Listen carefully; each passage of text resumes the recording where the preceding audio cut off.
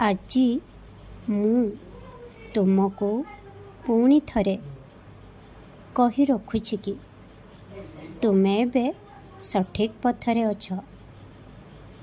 ଏଠାରୁ ତୁମର ଗନ୍ତବ୍ୟସ୍ଥଳ ବାସ୍ ଆଉ କିଛି ଦୂରରେ। ତେଣୁ ତୁମେ ଏବେ ସାହସ ହରାଅ ନାହିଁ। ନିଜର ଧୈର୍ଯ୍ୟ ଶକ୍ତିକୁ ଦୃଢ଼ କରି ରଖ, କାରଣ ଏହି ସମୟରେ କିଛି ଲୋକ ତୁମକୁ ବିଭ୍ରାନ୍ତ କରିବାକୁ ଚେଷ୍ଟା କରିବେ। କିନ୍ତୁ ତୁମେ ହତାଶ ହୁଅ ନାହିଁ କି ହଡ଼ବଡ଼େଇ ଯାଅ ନାହିଁ। କେବଳ ତୁମର ଏହି ପଥକୁ ଅନୁସରଣ କର।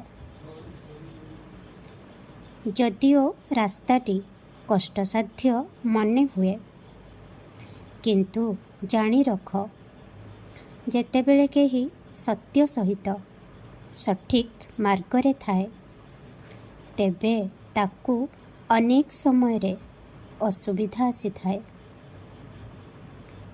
ପିଲାଟି କେତେ ସଚ୍ଚୋଟ ତାହା ଦେଖିବା ପାଇଁ ଭଗବାନ ପରୀକ୍ଷା ନିଅନ୍ତି। କିନ୍ତୁ ତୁମେ ନିରାଶ ହୁଅ ନାହିଁ। ନିଜର ମନୋବଳକୁ ଦୃଢ଼ ରଖ। ସଚ୍ଚୋଟତାର ସହିତ ନିଜର ପଥକୁ ଅତିକ୍ରମ କର। ଦେଖିବ ତୁମ ଭଗବାନ ତୁମ ଉପରେ ନିଶ୍ଚୟ ଦୟା କରିବେ। ହଁ ଶୁଣ, ଆଜିର ଦିନଟି ତୁମ ପାଇଁ ବହୁତ ଖାସ୍ ଅଟେ। ତୁମେ ଆଜି ଏକ ଭଲ ଖବର ପାଇବ। ମୁଁ ସବୁବେଳେ ତୁମ ସହିତ ଅଛି। ଖୁସି ହୁଅ, ଖୁବ୍ ହସ, କାରଣ ତୁମକୁ ଦେଖିବା ପରେ ବହୁତ ଜଣ ହସିଥାନ୍ତି।